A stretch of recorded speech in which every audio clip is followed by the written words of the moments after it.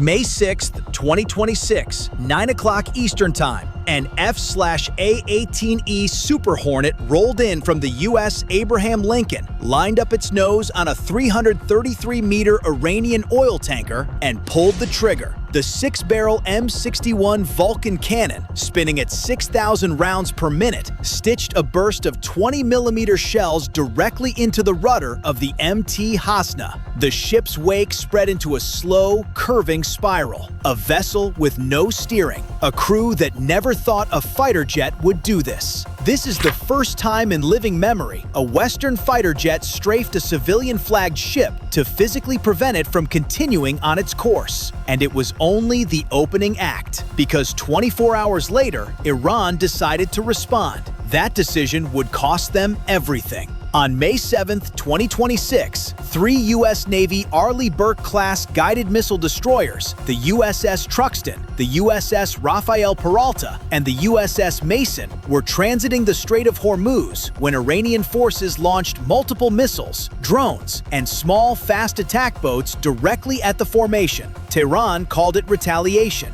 Washington called it something else entirely, unprovoked. Iranian cruise missiles targeting the destroyers and nearby merchant ships were shot down. U.S. helicopters sank 6 small Iranian fast attack boats that attempted to close on the formation. The IRGC's state media declared the destroyers had been hit, that they were fleeing toward the Sea of Oman. They were wrong on every count. Trump confirmed there was no damage done to the 3 destroyers, but great damage done to the Iranian attackers. These boats went to the bottom of the sea quickly and efficiently. Missiles were shot at our destroyers and were easily knocked down. Likewise, drones came and were incinerated while in the air. Iran had thrown everything it had at 3 warships. The warships kept moving, but the U.S. didn't stop at defense. What came next was the kind of response that changes calculations. The U.S. military carried out precision strikes on Iran's Qeshm port and Bandar Abbas. U.S. forces targeted Iranian military facilities responsible for launching the attacks, missile and drone launch sites, command and control locations, and intelligence, surveillance, and reconnaissance nodes. Bandar Abbas, the epicenter of Iranian naval power in the Gulf for decades, heard explosions in the night. At the same time, at least 5 U.S. KC-135 Stratotanker aerial refueling jets scrambled from the UAE simultaneously, signaling the scale of what was being coordinated overhead. CENTCOM's statement was spare, precise, and unmistakable. U.S. forces intercepted unprovoked Iranian attacks and responded with self-defense strikes. No U.S. assets were struck. No American assets hit. 6 Iranian boats on the bottom. 2 Iranian ports struck. And for the first time, a Chinese-owned oil tanker was also struck in the strait, rattling Beijing and sending shockwaves through global energy markets. That is the arithmetic of this exchange. To understand why Iran fired at all, go back to the MT Hasna, because that's where the chain truly ignites. On May 6th, an F/A-18E Super Hornet was dispatched from the USS Abraham Lincoln to intercept the MT Hasna after the ship was observed heading toward an Iranian port in the Gulf of Oman.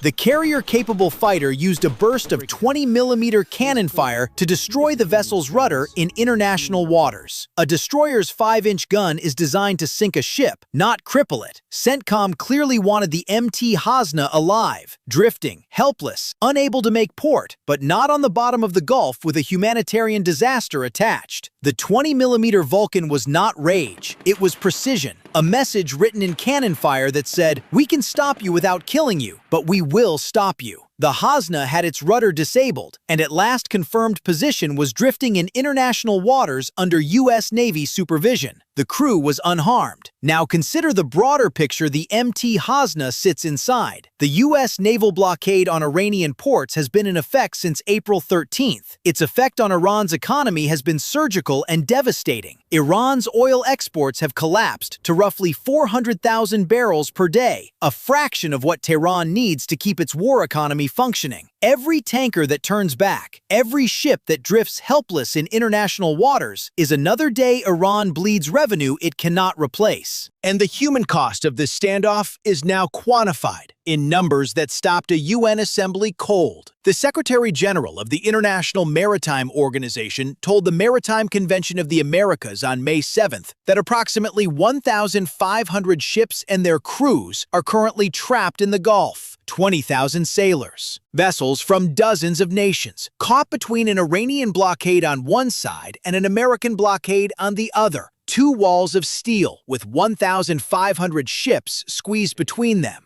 But here is the detail that reveals the true fracture lines of this crisis. The story that isn't about missiles or tankers at all. Trump's abrupt reversal on his Project Freedom plan, his operation to escort commercial ships safely through the Strait of Hormuz, came after Saudi Arabia suspended the U.S. military's ability to use its bases and airspace to carry out the operation. Kuwait also cut off U.S. access to its airspace, leaving the U.S. without the defensive umbrella it needed to protect ships transiting the strait. Trump had announced Project Freedom on social media on a Sunday afternoon, blindsiding Gulf leadership. Saudi Arabia, furious at not being consulted, informed Washington that U.S. aircraft would not be permitted to operate from Prince Sultan Air Base or fly through Saudi airspace in support of the effort. A call between Trump and Crown Prince Mohammed bin Salman did not resolve the issue. Iran's chief negotiator, Mohammad Bagher Ghalibaf, went online and said 4 words that stung. Operation Trust Me Bro failed.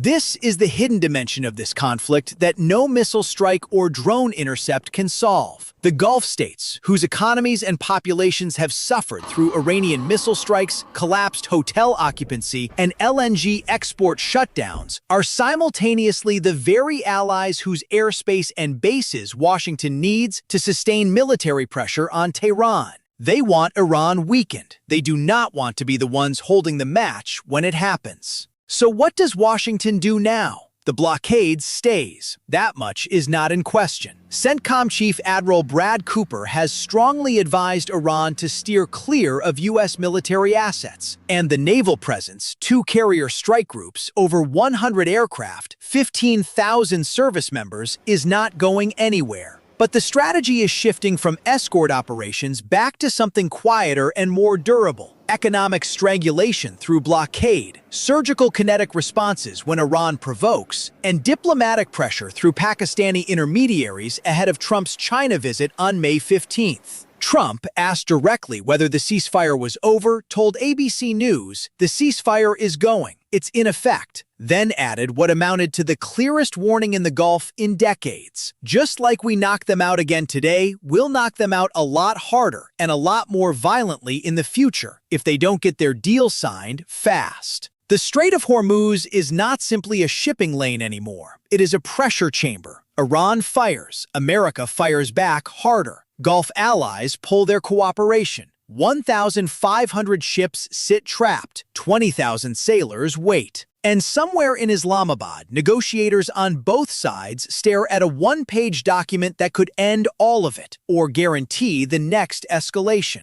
The clock is running, and right now, only one side controls the calendar.